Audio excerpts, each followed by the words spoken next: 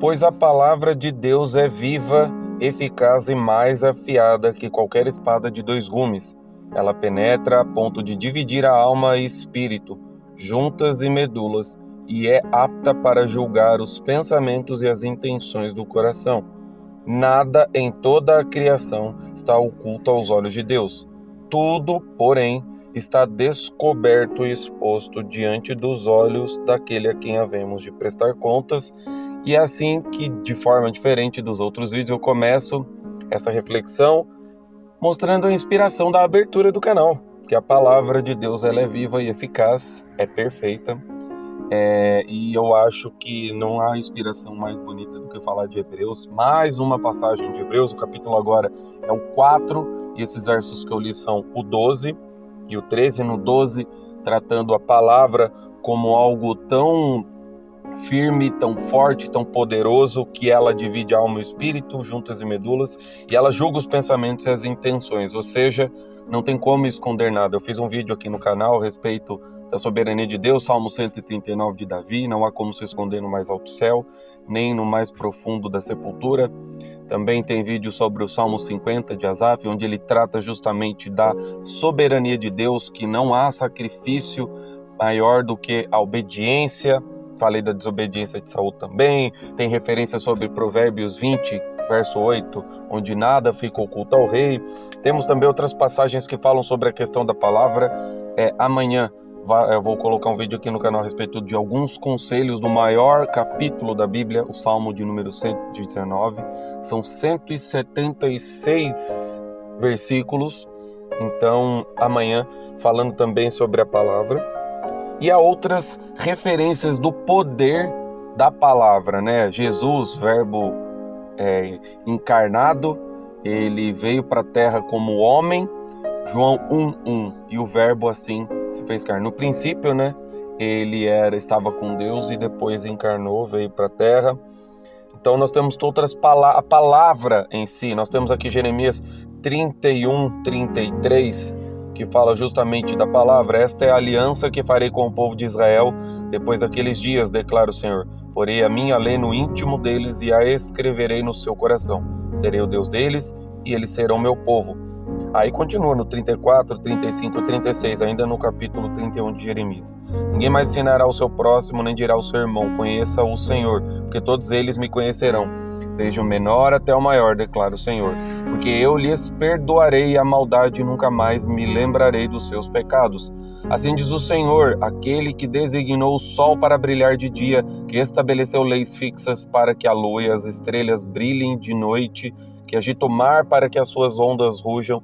O seu nome é o Senhor dos Exércitos. Somente se essas leis fixas desaparecerem de diante de mim, declara o Senhor, deixarão os descendentes de Israel de ser uma nação diante de mim para sempre. Ou seja, falando da eternidade, tá?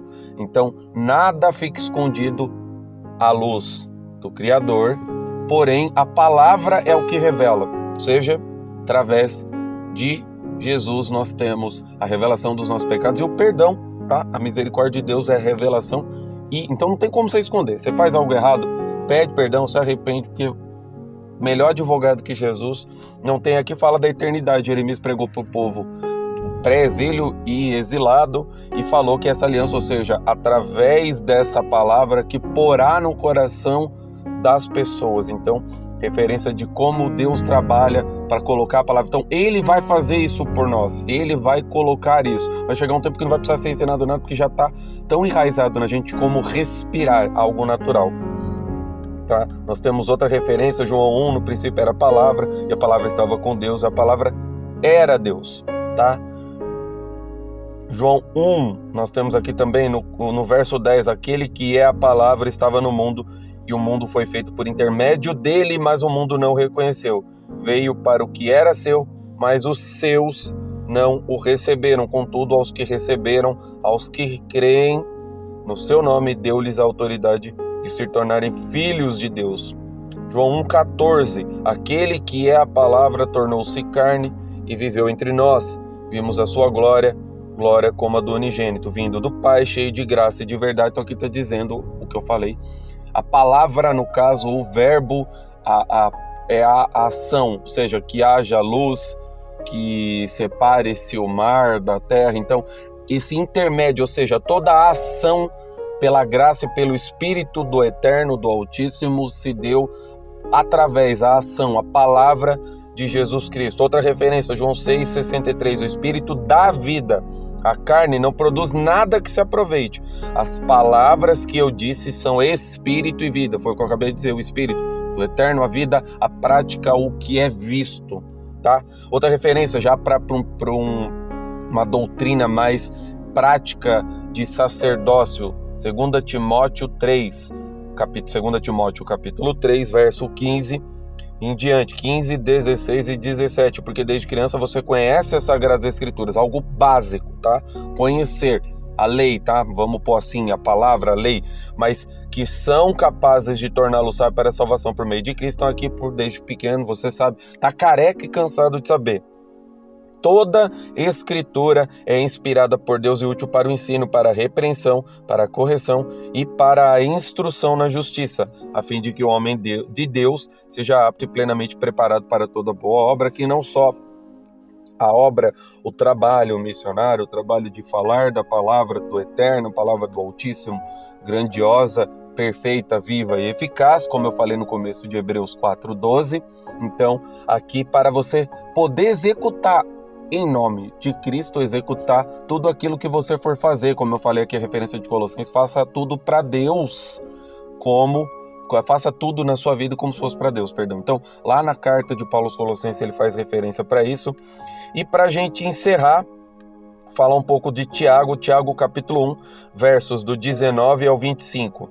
E para fechar realmente essa reflexão de que nada fica escondido e que a palavra torna isso claro, meus amados irmãos, tenham isso em mente, sejam todos prontos para ouvir, tardios para falar e tardios para irar-se, pois a ira do homem não produz a justiça de Deus. Isso também é questão da ira, fazendo referência também ao livro de Naum, que Deus ele é zeloso e tardio em irar-se, tá? Tem vídeo aqui no canal sobre o livro do profeta Naum. Continuando, Tiago 1:21. Portanto, livrem-se de toda impureza moral e da maldade que prevalece e aceitem humildemente a palavra implantada em vocês, referência a Jeremias, a qual é poderosa para salvar a vida de vocês. Sejam praticantes da palavra, não apenas ouvintes, enganando a vocês mesmos, referência a 2 Timóteo, capítulo 3. Aquele que ouve a palavra, mas não põe em prática, é semelhante a um homem que se vê no espelho, mas depois de olhar para si mesmo, sai e se esquece da sua aparência. Novamente, referência para 2 Timóteo capítulo 3. E o último versículo, Tiago 1:25. Contudo, o homem que observa atentamente a lei perfeita, a lei da liberdade, e persevera na prática dessa lei, não se esquecendo do que ouviu, mas praticando, será bem-aventurado, será abençoado, naquilo que fizer. Aí volta lá, Hebreus 12:13. Hebreus 12, a palavra ela é viva e eficaz e ela põe à luz tudo o que é feito, nada fica escondido, absolutamente nada na criação, ou seja, palavra é sabedoria. Sabedoria estava lá no firmamento antes de tudo ser formado, tá bom? Deus abençoe a todos, muito obrigado por acompanhar o canal. A palavra de Deus é viva, perfeita e eficaz.